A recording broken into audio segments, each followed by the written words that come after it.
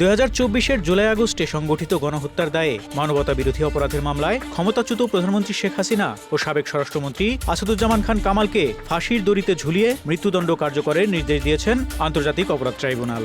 একই সঙ্গে দোষ স্বীকার করে রাজসাক্ষী হয়ে ট্রাইব্যুনালে সাবেক প্রধানমন্ত্রী ও স্বরাষ্ট্রমন্ত্রীর বিরুদ্ধে সাক্ষ্য দেয়া সাবেক আইজিপি চৌধুরী আব্দুল আল মামুনকে 5 বছরের কারাদণ্ড দেওয়া হয়েছে।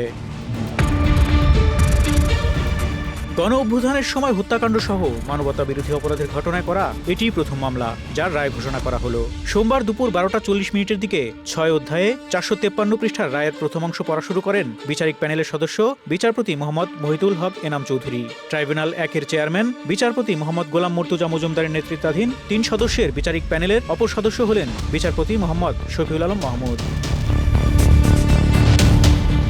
2 ঘন্টা 10 মিনিটের সংক্ষিপ্ত রায় পড়ার শেষে দুপুর 2টা 50 মিনিটে শেখ হাসিনা ও আসাদুজ্জামান খান কামালের বিরুদ্ধে এ রায় ঘোষণা করেন ট্রাইব্যুনাল। সাবেক প্রধানমন্ত্রী শেখ হাসিনা, সাবেক স্বরাষ্ট্রমন্ত্রী আসাদুজ্জামান খান কামাল ও সাবেক আইজিপি আব্দুল আল মামুনের বিরুদ্ধে মানবতা বিরোধী অপরাধের যেসব অভিযোগ আনা হয়েছে আদালতে তা প্রমাণিত হয়েছে।